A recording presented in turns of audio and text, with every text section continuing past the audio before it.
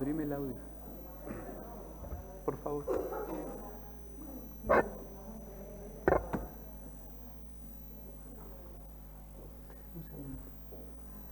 Hola, buen día.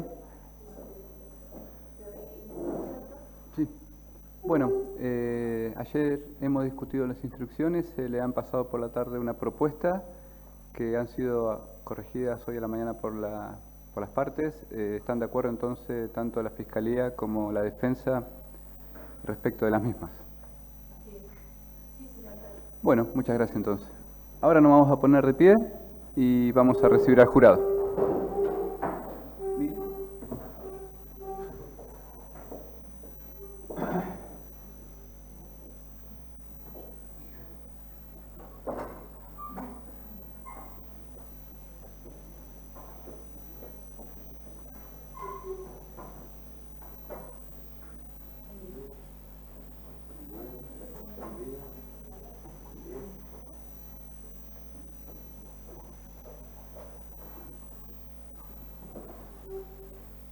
Gracias, siéntese por favor. Bueno, buenos días, miembro del jurado. Le reiteramos nuestra gratitud y agradecimiento por continuar en este juicio, la presencia de todos, la atención que han prestado.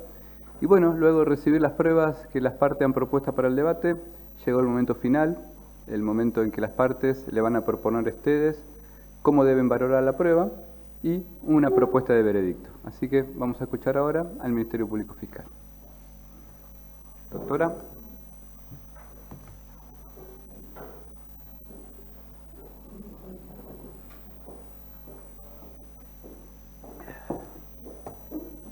El micrófono. Perdón.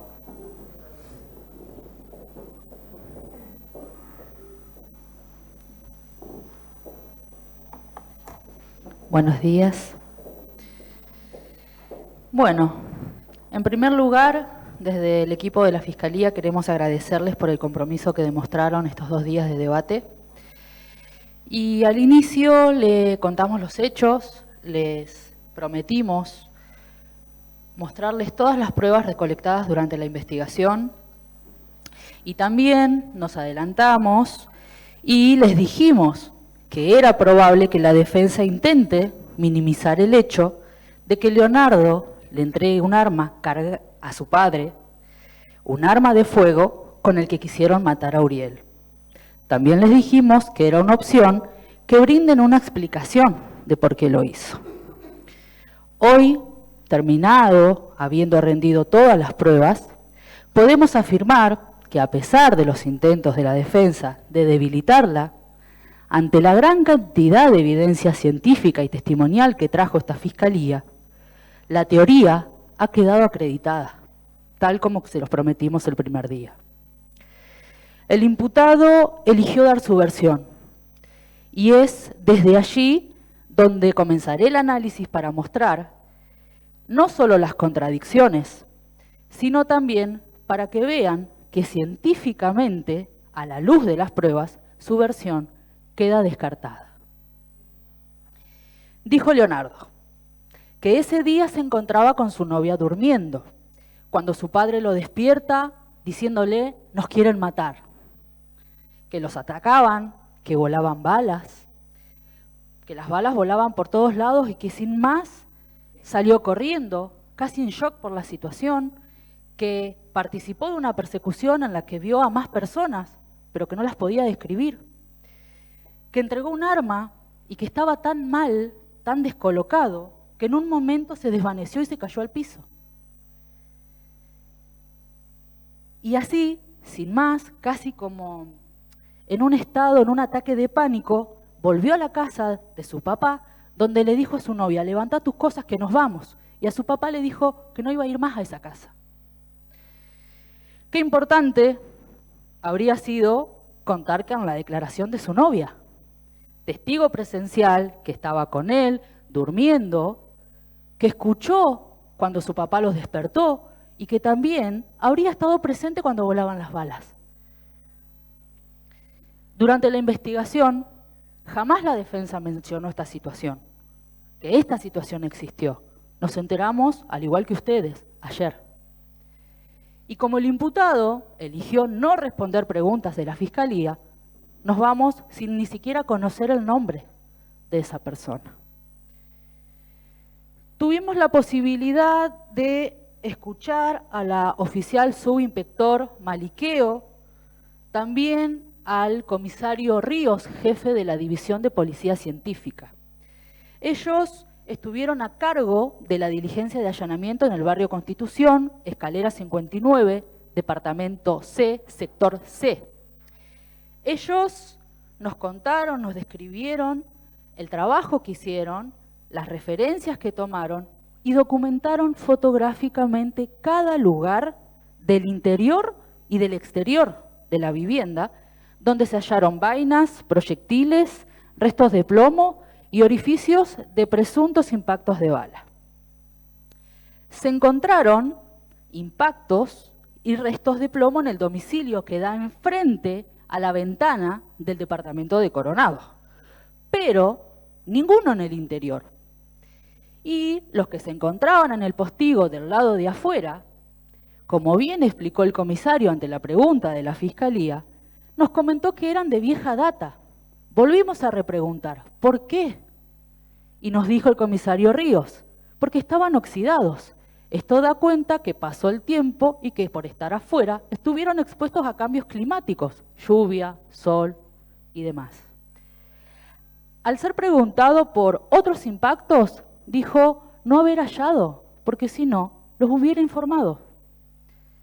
De esta forma, la hipótesis del ataque desde el exterior hacia el interior o contra el departamento de Coronado queda descartada.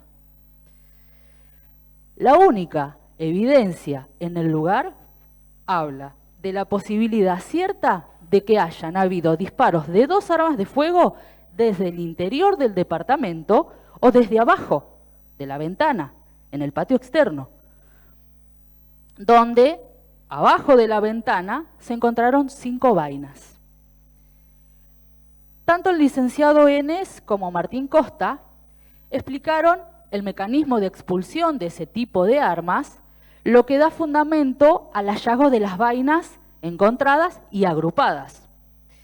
Y también los restos de plomo que se encontraron en la calle Fuerte San José, en el medio, y en el domicilio de Fuerte San José 272, donde además se halló en el paredón, en línea recta, un impacto. También pudimos saber, conforme la pericia balística que hizo el licenciado Enes, que todas las vainas fueron disparadas por pistolas semiautomáticas. Que el resto de plomo que le sacaron a Uriel, secuestro 11, es de un proyectil especial de punta perforada, legalmente prohibido, y que el secuestro 9, que contenía los restos de plomo decomisado que encontraron en la calle Fuerte San José, en línea recta, referenciado con el número 6, fueron disparados por una misma arma de fuego. Las 5 vainas halladas en la casa de Berenice en Avenida Perón fueron disparadas por la misma arma de la cual quedó una vaina debajo de la ventana. Recordemos que habían 5, que 4 eran iguales y que una no. Que la vaina encontrada en el talud, enfrente a la casa de Berenice, fue disparada por la misma arma que disparó las otras 4 vainas que quedaron debajo de la ventana de Coronado. Finalmente, el perito mencionó en reiteradas oportunidades que no peritó armas de fuego, por lo que no pudo dar más precisiones ni otras conclusiones. En igual sentido, en este punto, también lo hizo el licenciado en criminalística Martín Costa, que mencionó que hay puntos que no se pueden explicar. Recordemos que se realizaron 3 allanamientos según surgieron de los testimonios. De ningún allanamiento se encontraron armas. Vamos ahora a centrarnos en la persecución. refirió a Leonardo que no se acordaba muy bien, que todo era confuso, que vio otras personas durante el recorrido y que habría un tirador a la altura del puente. La propia víctima manifestó que eran 2 personas los que los corrían, que uno iba adelante, que uno iba más atrás y la dirección en la que lo hacían. El oficial Candia refirió que acudió al lugar tras una alerta del comando radioeléctrico, que decía que se escuchaban detonaciones de arma de fuego a la altura del puente que divide el barrio Constitución con el barrio Este, y que uno de los autores sería el Titi Coronado. Frente a la pregunta si ese mismo día recibió otros requerimientos por disparos de armas de fuego, dijo que no. En igual sentido, lo declararon el suboficial Saúl Bamonde y el comisario Franco Denis Soto, que estuvo a cargo de toda la investigación por ser el jefe de la Brigada de Investigaciones de la ciudad. Tampoco de los rastrillajes realizados por el personal policial en las inmediaciones de los 3 lugares involucrados, se encontraron rastros que permitan sostener la versión de un enfrentamiento o un fuego cruzado, que también lo explicó el licenciado Costa. ¿Por qué lo descartó? Tampoco hay dudas de que la víctima no iba armado. Y la duda de qué llevarían la mochila, si llevaba una mochila o qué es lo que había, la descartó la propia Berenice, que ante la pregunta de la defensora dice, sí, yo agarré la mochila y yo la revisé. Llevaba guantes, llevaba vendas y un pantalón corto. Y sí, ¿qué iba a llevar? Se iba a entrenar.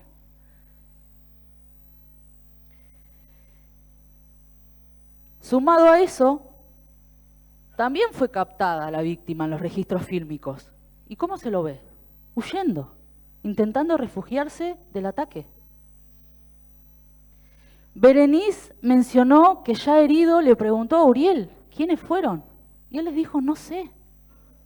También se lo preguntamos acá. Y lo mismo dijo, yo no los conocía. Continuamos. Al llegar al momento en que es captado por las cámaras del kiosco Meraki, que analizó el comisario Soto, refiere el imputado que se sentía aturdido, que escuchó un estruendo y mencionó el paso de un colectivo, y es justo al ingresar al foco de la cámara donde estaba tan mal que se desvaneció y se cayó al piso. En relación a esta secuencia hay que reiterar que no está discutido quién entrega el arma y quién disparó. Y es importante porque la defensa, al contraexaminar al comisario Soto, fragmentó segundos del video para sugerir apreciaciones o valoraciones que no tienen que ver con la descripción de una conducta externa que quedó registrada en una cámara de seguridad que además no tenía sonido. La secuencia fílmica también fue observada por el licenciado Martín Costa, que ante la pregunta de la defensa, ¿usted se basó solamente en los fragmentos? Dijo, no, yo miré el video, lo miré íntegro. 2 veces lo dijo. Ninguno de los 2 testigos que describió o advirtió la conducta que quedó grabada, dijo que habían indicios que permitan afirmar que Leonardo se desvaneció o que se cayó. Sí hemos probado desde la Fiscalía que después de correr y darle el arma a su padre, Leonardo llegó a escasos metros, donde su papá estaba en el interior de la casa de Berenice disparándole a Uriel. Y no. Este fragmento no quedó registrado, porque los focos de la cámara no apuntaban en esa dirección. Recordemos que se identificaron y analizaron 2 cámaras. La primera cámara que se analiza es la del mercado kiosco Meraki, que fue analizada por el comisario Soto, ubicado en calle Los Alerces. Si nos graficamos en el dibujo, estaría en este sentido. La otra cámara, analizada por el agente Leandro Santander, se ubica en la parte superior de un poste de luz, también sobre calle Los Alerces, pero justo en la esquina, con calle Los Arrayanes, que va para Los Aromos. ¿Por qué es importante esto y la ubicación de esas cámaras? Porque la defensa afirma que Leonardo nunca se acercó al domicilio de Berenice. A lo que desde la Fiscalía le decimos que por la ubicación y la distancia de una cámara a la otra, sería cuestión de segundos de ver si Leonardo se hubiera ido inmediatamente al sentido del barrio Los Aromos. ¿Por qué? Porque habría sido captado caminando solo por la cámara que estaba en la esquina. Lo cierto es que desde que Leonardo sale del foco de la cámara del kiosco Meraki, lo hace a las 16 horas, 16 minutos y 19 segundos. Hasta que es captado por la cámara ubicada en el poste de luz que está en esa esquina, es a las 16 y 22 minutos. Y en esa oportunidad va junto a su padre y pasaron un total aproximadamente de 6 minutos. Berenice lo ubicó a Leonardo a metros de su domicilio, pero también lo hace Diego Rosales, vecino lindante, que era policía y que no estaba trabajando ese día, que estaba con su hija en su casa. Habló de la presencia de 2 hombres, silueta de masculinos, que uno disparaba y el otro lo esperaba, que al principio no pensó que andaban juntos, pero que después los vio irse y ahí entendió que sí lo estaban. Sumado a eso, desde la Fiscalía, y pensando también en la posibilidad de que Leonardo no haya podido ver efectivamente lo que estaba haciendo su padre. Personalmente pregunté, ¿es posible que desde donde estaba Leonardo a donde estaba su padre no haya podido ver, haya árboles, un poste de luz o algo que le tapara la visión? Y el testigo respondió que no. También, al ilustrar el licenciado Costa, vimos claramente los 3 sectores donde sucedieron los hechos. Y cómo es el frente de la casa de Berenice, que da enfrente a la ruta, y el talud, y la distancia que había. Y pudimos ver y entender, más de uno, me incluyo, cuando se referían a talud, ¿qué era? Que se fueron juntos y que iban caminando como si nada, también quedó demostrado. Lo dijo Renzo Andrada, quien también nos contó que los conoce, que con Ricardo fue a la escuela, que a Leonardo lo conocía por otras diligencias, que lo vio ese día cuando volvía del mercado, donde acompañó a una niña cuando escuchó los primeros disparos. Acá tampoco hay que perder de vista la hora en la que esto sucedió, porque eran las 4:15 de la tarde, pasaban colectivos, alguno, gracias a Dios, de esos disparos no impactó ni hirió a otras personas. Podría haber pasado. ¿Por qué? Porque estaban próximos a salir los nenes de la escuela. Esto también hace al hecho extremadamente grave, además de lo que le pasó a Uriel. A eso tenemos que sumarle también que el riesgo de vida para Uriel existió. Y muy bien lo explicó ayer el doctor Arnolds, quien nos detalló el estado crítico, el código rojo en el que ingresó al hospital con un impacto de arma de fuego en el abdomen, que le provocó una lesión en el hígado, en la vesícula, que le perforó el colon, que le extirparon parte del colon, que en una segunda cirugía se corroboró una lesión en el riñón, que le tuvieron que sacar el riñón derecho y que después, porque se iría con dolor a la altura lumbar, tuvieron que someterlo por 3ª vez a una cirugía donde les trajeron los restos de plomo. Ese proyectil, al ser peritado por el licenciado Enes, él mismo dijo que se trataba de una bala punto a hueca que por su construcción tiene la capacidad de expandirse como un hongo, dijo.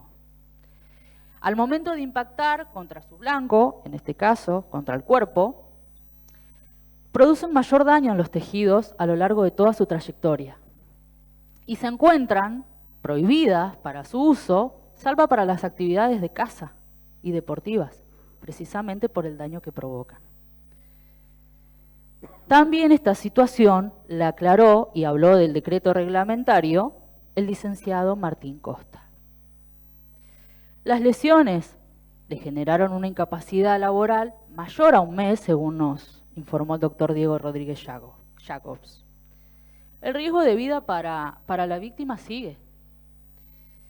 Sigue latente porque, como bien nos hizo saber el doctor, Uriel tiene que dar la pelea, si se quiere, más difícil de su vida, que es optar por someterse a una cuarta cirugía para intentar revertir y dejar de usar esa bolsita que vimos de colostomía.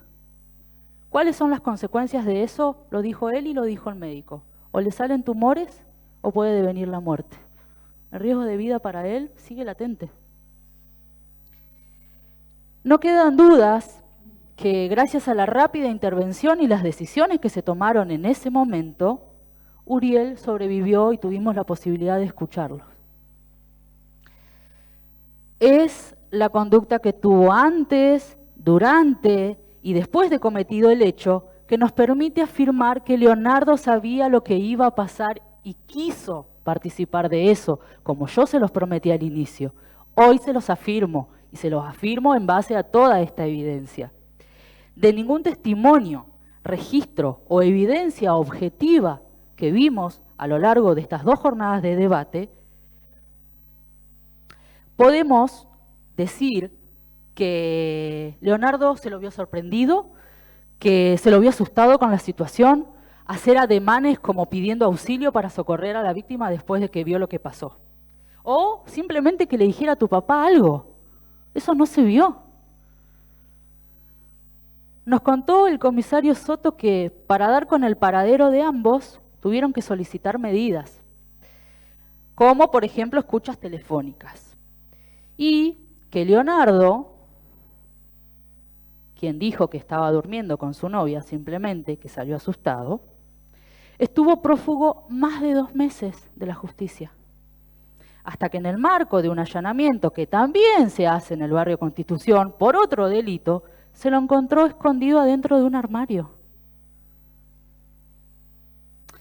El perfil de sumiso, de temeroso, que no mostró arrepentimiento ayer, pero sí pidió compasión, se contradice con las filmaciones que vimos, con su propia conducta, pero también con lo manifestado por su mamá, que obviamente quiere colocarlo en una mejor situación. Pero fue ella misma la que dijo, no respetaba las reglas, desde los 13 años decidía libremente si se iba a dormir a su casa o no cuando algo le molestaba. E incluso también dijo que había tenido que pedirle, a raíz de este hecho, intervención al personal policial para que lo hiciera entrar en razón y que se estaba haciendo muy difícil la convivencia con él porque obviamente está sometido a este proceso. La conducta de Leonardo fue necesaria para lo que pasó, no hay dudas de eso. Si Leonardo no le daba el arma a su padre para que éste le disparara, Uriel no habría estado al borde de la muerte y no estaríamos acá. Por todo ello, y nuevamente, al igual que al inicio del debate, les pediremos a ustedes como vecinos de la ciudad de Trelew y representantes que declaren a Leonardo Coronado culpable del delito de homicidio tentado agravado por el uso de arma de fuego en carácter de partícipe necesario. Nosotros no les pedimos compasión. Nosotros les pedimos ni más ni menos que ustedes hagan justicia. Muchas gracias. Muchísimas gracias, doctora.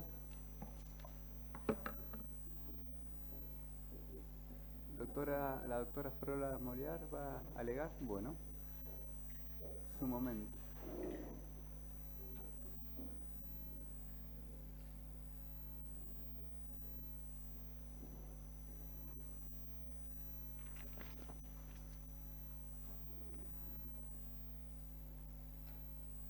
Buenos días, gracias por estar aquí y escucharnos.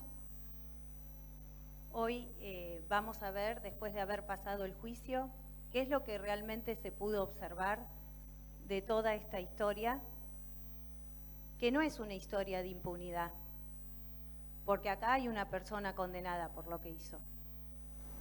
Y como la defensa les empezó diciendo el otro día, esta persona reconoció mediante un juicio abreviado, porque no quiso venir a estar sentada acá, ser el responsable de los disparos que le ocasionaron heridas graves a Uriel y pusieron en riesgo su vida. Como ustedes habrán visto, la defensa les dijo desde el primer momento que Leonardo nunca disparó un arma. Y es cierto. Hoy tenemos los testimonios de los vecinos más cercanos. Y todos nos dijeron que estaba, cuando lo ven, que salen después de este tiroteo que provoca este hombre, Ricardo Coronado, contra Uriel, salen y ven a la mitad de la ruta un chico parado. Y eso también es cierto, y la defensa se los dijo desde el primer momento. Cuando Leonardo escucha los disparos del otro lado, va a buscar a su padre.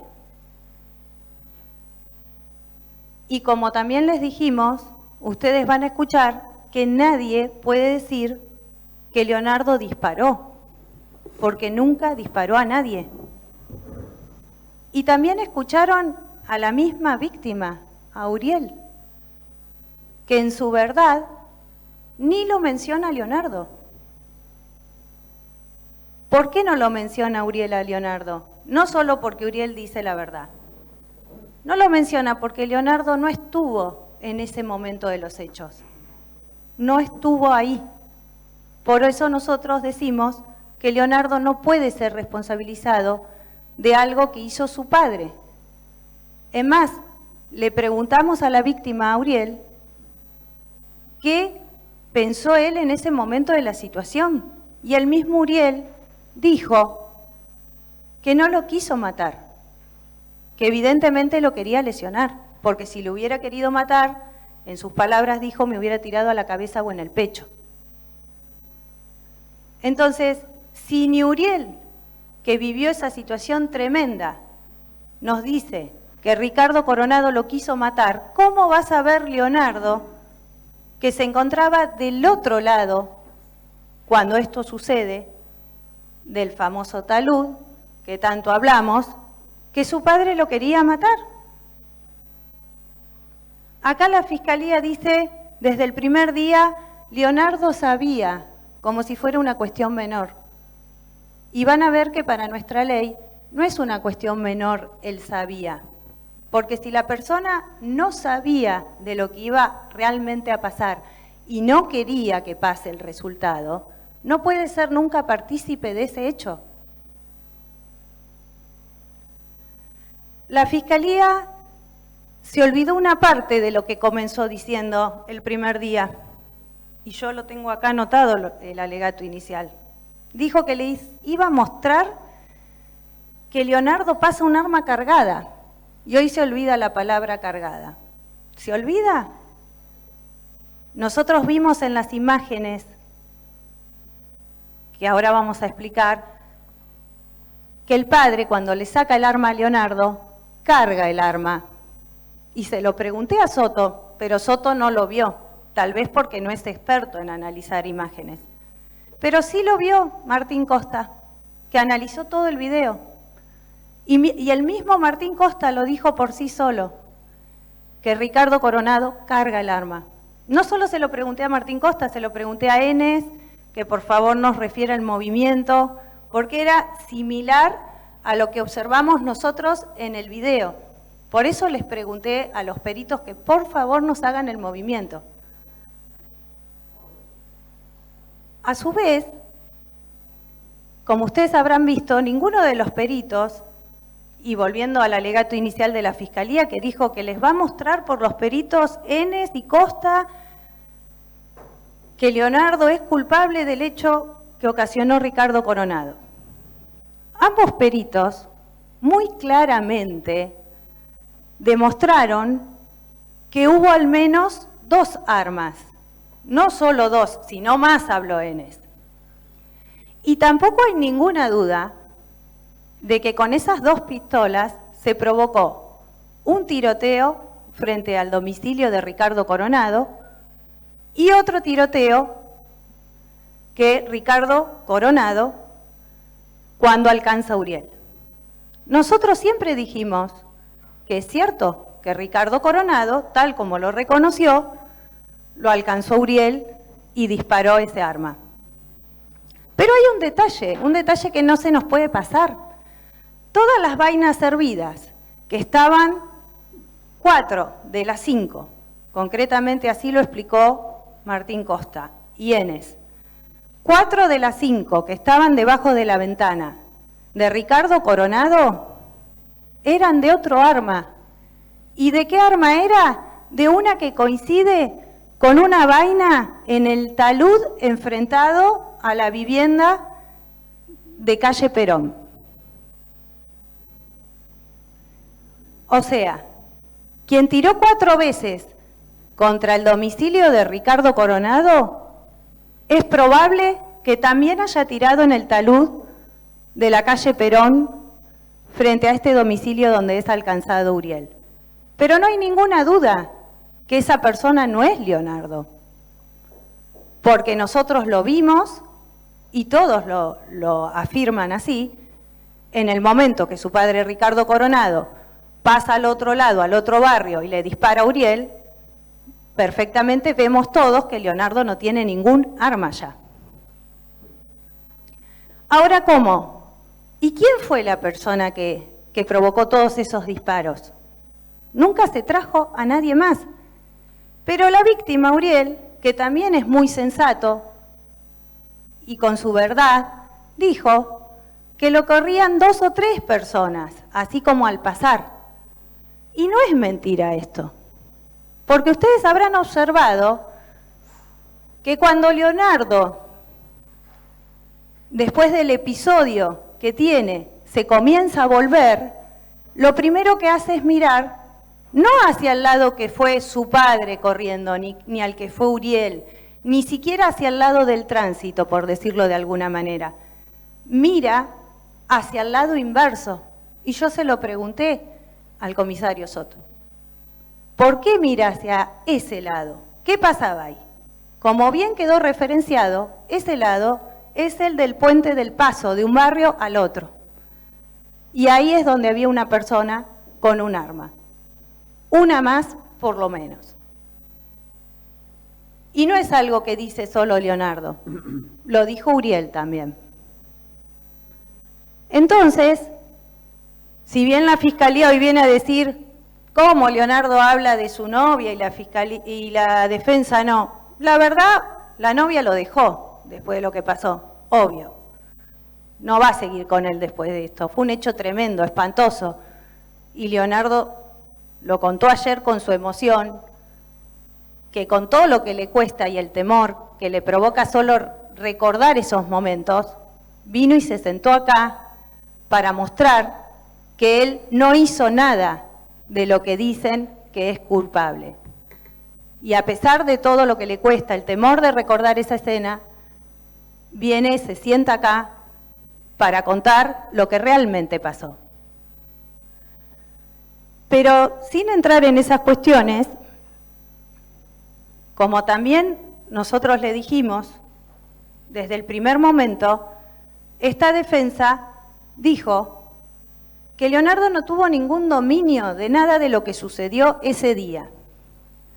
Y es cierto que su padre, Ricardo Coronado, cuando recibe en el domicilio esa balacera inicial, responde con el arma, con el mismo arma que después impacta a Uriel, porque si hay algo en lo que coinciden los peritos, a pesar de que no se secuestraron armas, es de que hubo 2 secuestros que fueron disparados del mismo arma. Y esos 2 secuestros son los 2 proyectiles. Uno que está en línea recta hacia el domicilio de enfrente de la casa de Ricardo, que es el de Fuerte San José, y el proyectil que le sacan del cuerpo en la cirugía a Uriel. Entonces, eso da cuenta claramente y coincide con la vaina servida distinta a las otras 4, de que Ricardo Coronado siempre tuvo el arma. Y no era un arma común, era un proyectil de caza, porque seguramente nadie pensaba salir a matar a nadie. Como cualquier persona, si llegaba a tener un arma en la casa, la tenía por otra cuestión. Seguramente esta persona, cuando sale a la calle por este tiroteo, sale con lo que tenía al alcance. Entonces, de hasta aquí todo lo que podemos observar es que Ricardo Coronado, desde el inicio, repele este tiroteo con lo que tenía, con este arma, y cuando lo va a buscar a Leonardo, que sale como estaba, porque hasta el mismo comisario Soto ve que está descalzo, dice, sale corriendo atrás del padre como estaba por lo que le venía contando el padre que venía sucediendo. Él nunca estuvo cerca de Uriel, y eso la defensa lo dijo desde el primer día. Y es así, nunca estuvo ni cerca. Corrió atrás de su padre, y en esa desesperación, que el padre le decía que los iban a matar y que veía personas vestidas de negro, una bajo el puente, Uriel que corría hacia el otro lado, en esa desesperación y en esos escasos minutos, es que sucede que cuando llegan al kiosco Meraki, Leonardo se descompensa del temor, pero el temor que él siente por lo que le había ocasionado toda esa escena de tan pocos minutos. Y esta escena, curiosamente, que no nos la cuentan desde el primer día, pero que lo tenemos a Andrada, que es vecino del barrio y que es policía y que es custodio al día de hoy. ¿Qué nos dice Andrada? Nos dice que escucha como 7 u 8 disparos del lado de Las Mil y después escucha el resto de los disparos más lejos. Por supuesto deben ser los del barrio ya de calle Perón. Él nos relata, viviendo en el barrio, que estos hechos suceden ahí y que las personas no denuncian. Y él mismo nos lo dice. Y no solo nos lo dijo Andrada, también nos lo dijo otros de los testigos que estuvieron pasando. Ahora bien, también se aclaró y preguntamos mucho sobre qué era el famoso talud. Y incluso el comisario Soto hizo un dibujo para que tengamos en cuenta que el puente de paso que está al nivel de la calle es el puente que va por abajo del famoso talud, que es una loma en la que está la ruta que divide ambos barrios. Y no hay duda, porque vimos el enfoque de la cámara directo, que de donde estaba esa despensa, el kiosco Meraki, hacia el otro lado, no se ve. No se ve porque directamente enfocás la loma. Es esa la circunstancia. El talud tiene bajadas hacia un barrio y hacia el otro. Y eso también se le preguntó al personal policial que intervino inicialmente. Leandro Candia dijo que desde el primer momento que fue al lugar del hecho, se supo que la persona autora de los disparos era un tal Titi Ricardo Coronado, y que eso es lo que le refirieron, todos. Y es cierto, y nosotros nunca lo negamos. Lo que nosotros decimos es, ¿qué función cumplió en esta historia Leonardo en ese trayecto del medio? Desde que sale de su casa corriendo atrás, desesperado por lo que le decía su padre de que los iban a matar, hasta que llega al kiosco Meraki, que es donde queda filmado. ¿Realmente él hizo un aporte esencial e imprescindible a esta secuencia? Cuando sabemos que Ricardo Coronado, pero lo sabemos con pruebas técnicas, dispara desde la casa desde el primer momento, repeliendo esta balacera, con el mismo arma que termina impactándole después a Uriel. ¿Qué sucedió aquí? Lo que vimos. Es cierto, en un momento Ricardo Coronado deja de correr detrás de Uriel. se para. Y yo le pregunté a Soto, ¿usted sabe por qué se para? No, no ve a la otra persona. No, no se ve. Pero sí vemos que Leonardo viene doblado. Está bien, no se llegó a ver el enfoque de cuando Leonardo se empieza a descompensar. Se lo ve doblado. No solo se lo ve doblado, se lo ve colgado del hombro después. Y eso se ve. Fueron muy pocos segundos, pero se captó. Y ahí es cuando el padre, por sí solo, decide continuar esa corrida. Y le saca el arma claramente y la carga, porque también se lo ve, y se va tras Uriel, tras el camino que había hecho Uriel. Y se ve muy claramente, a pesar de que acá esto nadie lo expone, que Leonardo se comienza a volver porque queda enfrentado a la cámara. No hay forma. Queda de frente a la cámara. Leonardo se quería volver porque se sentía mal. Y obviamente que escucha después del otro lado, porque todos son escasos minutos, lo que estaba pasando, los ruidos, y va a buscar a su padre. Sí, lo va a buscar. Se vuelven juntos. Pero también tuvimos acá la declaración de un policía que ve la cámara de la vuelta. Y muy claramente él distingue y dice, sí, acá va este hombre, Ricardo Coronado, con el arma en la mano, su hijo al lado. Sí. Leonardo nunca tuvo ningún dominio de nada de lo que hizo su padre, de nada. ¿Qué podía hacer? ¿Qué podía cambiar este curso de las cosas, Leonardo? En ese punto, Martín Costa, el perito criminalístico de la Fiscalía, como ustedes han escuchado, nos explicó que cuando él hace la pericia genérica, porque no tiene los secuestros de las armas, no le encuentra lógica a que dos personas lleven un arma. ¿Qué necesidad habría de que Leonardo lleve un arma? Ninguna.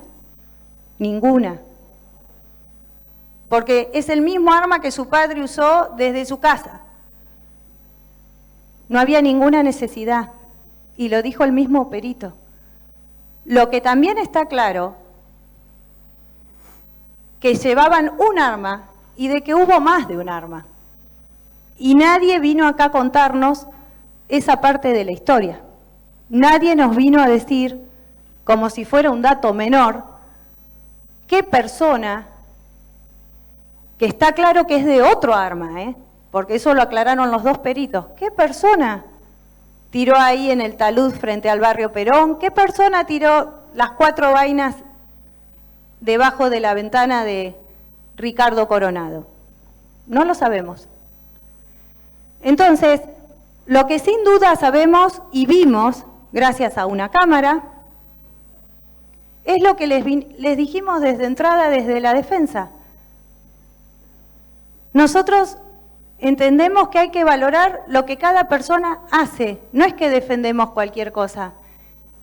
Y que esperamos que ustedes hayan podido ver, escuchar, que Leonardo, más allá de quedar involucrado, que nadie lo va a negar porque estaba con su padre ese día, como bien escucharon el testimonio de su mamá, sí, es cierto, él ese día estaba con su padre, nadie negó eso, nunca. Pero ¿qué hizo Leonardo en toda esta historia, en este hecho? Ni un solo testigo que diga que disparó. En un momento tuvo el arma, sí, es cierto. En un momento cuando salen a la calle, él lo dijo, su padre se la pasa. ¿Por qué? No por nada. Porque había una persona bajo el puente tirando. Algo que Leonardo cuando sale, lo primero que hace es mirar hacia ese lado. Si no, ¿qué sentido tendría que él esté mirando cuando se va al lado contrario de donde fue su padre y al lado contrario al tránsito? Obviamente que él no va mirando hacia ese costado por nada. Y aparte, las evidencias, las vainas, nos mostraron que hubo otro arma. También vemos que esta parte de la historia, si bien es cierto, Uriel iba de negro y encapuchado. Leonardo estaba completamente a cara descubierta y a pie descalzo. ¿Quién puede salir con alguna premeditación a cometer un delito a pie descalzo, a cara descubierta? ¿Quién? Obviamente que no había ningún plan de nada. Y por supuesto, tal vez su padre tampoco lo tenía. Fue la reacción de lo que provocó este tiroteo. Nadie lo sabía. Pero había personas de negro, encapuchadas, con una mochila. Sí, una mochila que era un elemento muy importante secuestrar esa mochila. No nos podemos quedar solo con lo que dice la amiga de Uriel. Ah, revolvió la mochila, dijo. ¿Revolvió la mochila? ¿Por qué revolvió la mochila? ¿Qué sabemos que había en esa mochila? Si nunca nadie nos la trajo. Y la mochila la vemos gracias a esa cámara. Y vemos que es una persona de negra y encapuchada. Lo vemos todo. Pero acá lo que nadie sabe de dónde salieron los otros disparos. Que está claro que salieron de otro arma. Pero nadie nos vino a decir quién. Entonces, como ustedes verán, esta historia tiene un antes y tiene un después y tiene mucho que acá nadie trajo. La oficial Maliqueo, que hace el allanamiento en lo de Ricardo Coronado, expone que dentro del domicilio y del living había una vaina servida. Ahora, ¿qué pasa con eso? El perito Costa nos dice, hubiera sido elemental ese secuestro. ¿Lo secuestraron? No. Nos trajeron fotos de adentro de la casa de Ricardo Coronado, las mismas fotos que dicen que sacaron. ¿Las vimos las fotos? Ojalá hubiéramos visto acá las fotos de adentro de la casa de Ricardo ese día, porque eso sí que nos daba cuenta de la balacera que tuvo. No, nadie lo trajo, como que esa historia era irrelevante. ¿Irrelevante para quién? Nadie. ¿Qué explicación lógica puede tener que una persona de buenas a primera salga corriendo de esa forma desesperada con un arma? ¿Por qué? Si ni se conocían, y eso está claro. Nadie nos vino a explicar nada, nada. Lo único que vino a decir la Fiscalía desde el primer día es que Leonardo Coronado sabía, no sabemos por qué, porque nunca nos explica nada, de lo que su padre haría, solo por el hecho de que en ese momento que nosotros mostramos detenidamente, porque nosotros nunca negamos nada, le pasa el arma. ¿Le pasa el arma? Como yo le pregunté al comisario Costa, ¿por qué deduce usted, le pregunté, lo que dice si no ve a la otra parte, no sabe nada de lo que está pasando del otro lado? No lo supo explicar. Porque en las imágenes se ve claramente cuando el padre está de espalda, detenido, exigiéndole a Leonardo lo que el mismo Leonardo nos dijo. Dale, dale, levántate que te van a matar, le decía. Y eso no es mentira. Porque hay balas, vainas de otra arma. Entonces, ¿cómo no podemos ver esa parte tan importante de toda la historia? Finalmente, vemos que cada cosa que la defensa les dijo que se iba a ver, se vio. Y estamos muy conformes, a pesar de todas las dificultades y de lo que implica para Leonardo venir a un juicio. Que también Leonardo tenía la opción de no pasar por esto. Pero hubiera sido justo que Leonardo responda de la misma forma por este delito que comete su padre, cuando nunca quiso usar ningún arma y de hecho no la usó. ¿puede valorarse igual que una persona tenga en un momento un arma y no quiera hacer nada y no haga nada, que otra que tiene un arma vaya y dispare al lado de una persona desmedidamente? Eso es igual. No puede ser nunca igual. Entonces esperamos que ustedes puedan ver que Leonardo no es culpable de un delito tan grave como pretende la Fiscalía, homicidio tentado, cuando el mismo Uriel dice que ni siquiera el autor lo quiso matar, cuando dice me quiso lesionar. O sea, y Leonardo va a responder desmedidamente por este delito que ni la víctima. A ver, está claro que la víctima, por eso yo le pregunté ayer si le contaron y sabía que acá estaba presa la persona que cometió este delito. Y dijo que sí, pero está claro que la víctima no tenía ningún interés de nada más, porque si no, como víctima, lo primero que hubiera venido a decir es lo que quería. Pero no lo dice porque, como bien contó en toda su verdad, no lo vio nunca Leonardo. No lo vio nunca. Siempre vio a Ricardo. Es más, podría haber venido su mamá, que le había ofrecido la Fiscalía, como vino la mamá de Leonardo. Y podía también ella decirnos, ¿pero por qué no viene esta gente? ¿Por qué? Porque saben que Leonardo no tiene nada que ver en esto. Por eso no vienen. Entonces, más allá de que digamos, no podemos saber exacto por qué la mamá o Leonardo, lo cierto es que la víctima acá está conforme porque sabe que quien le disparó está preso.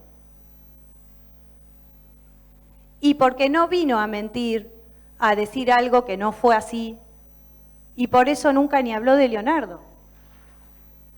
Por eso nosotros decimos que Leonardo no puede ser culpable de nada de lo que hizo su padre porque nunca supo, y menos en esa secuencia tan rápida e instantánea, de lo que su padre podía hacer. Que se siguió atrás de él, no hay duda, lo dicen todos, lo vimos. Y que no quiso continuar, ni seguir, ni acompañar nada, también. Porque más allá de que lo puedan ver a la mitad de la ruta después del tiroteo final, nadie vino acá a decir que Leonardo estuvo ahí, ni la víctima. Entonces, por eso nosotros dijimos desde el primer momento, si participó en algo Leonardo, si alguien cree que él puede ser culpable de algo, bueno, pensemos de qué forma y por qué puede ser culpable.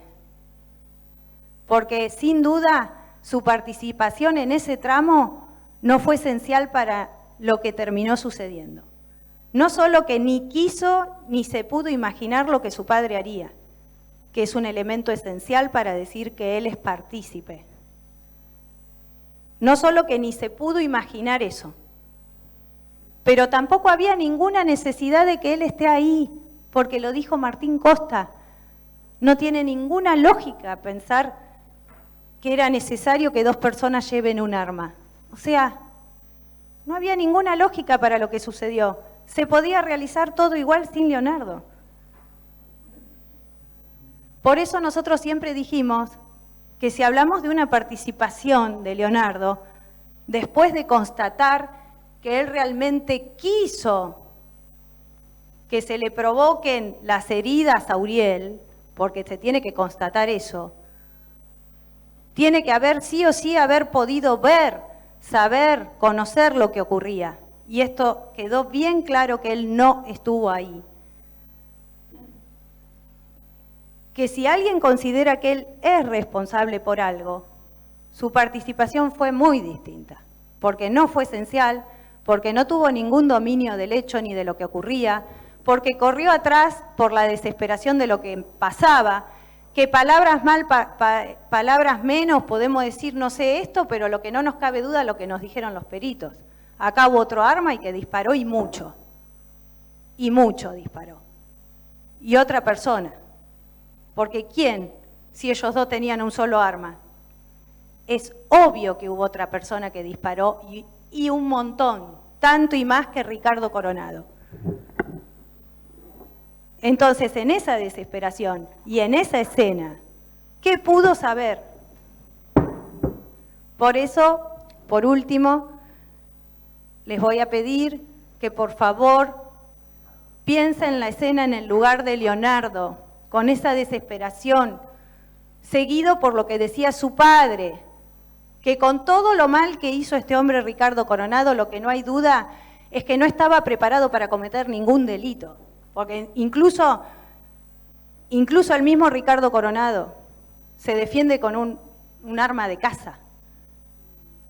No estaba preparado para nada, menos podía estarlo Leonardo.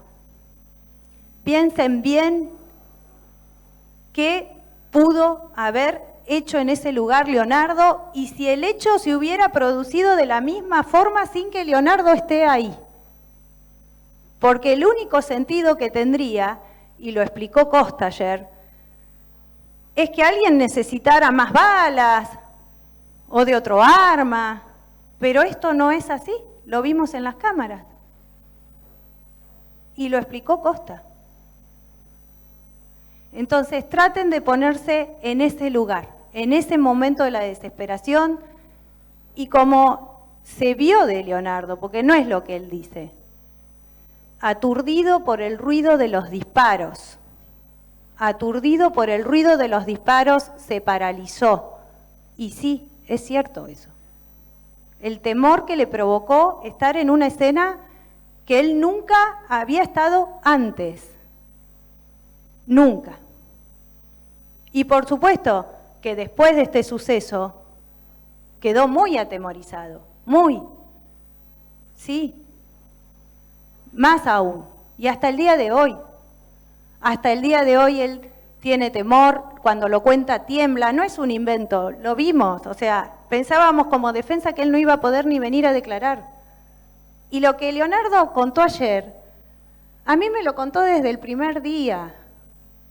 Por eso, la defensa también lo expuso, y como se pudo ver esa diferencia, él no fue a un lugar de detención, él estuvo en el domicilio. Entonces, alguna lógica de todo lo que decimos debe tener lo que decimos nosotros.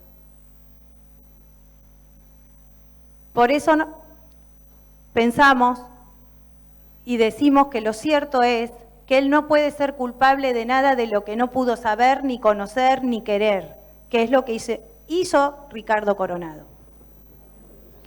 Pero que si él participa, como ustedes habrán observado, no fue una participación indispensable ni esencial para que el hecho se produzca finalmente. Y por eso decimos que no es una participación necesaria, que es lo que pretendió la Fiscalía desde el primer momento. Y mucho menos en un delito de homicidio tentado que ni la víctima vino a decir que lo quisieron matar. Mucho menos. Así que muchísimas gracias por toda su atención. Y espero que realmente ustedes hayan podido ver que la historia es más grande que lo que contó la Fiscalía desde el inicio. Mínimamente vean eso, que hubo un antes, que hasta los mismos policías refirieron, que hubo un antes que no es menor, porque que te estén disparando de esa forma no es ninguna cuestión menor. Y muchísimas gracias. Bueno, muchas gracias, doctora. Bueno, vamos a disponer un breve corte intermedio y luego les daremos a conocer las instrucciones finales para que pasen a deliberar, ¿sí? Así que de pie, por favor. 15 minutitos y comenzamos de nuevo.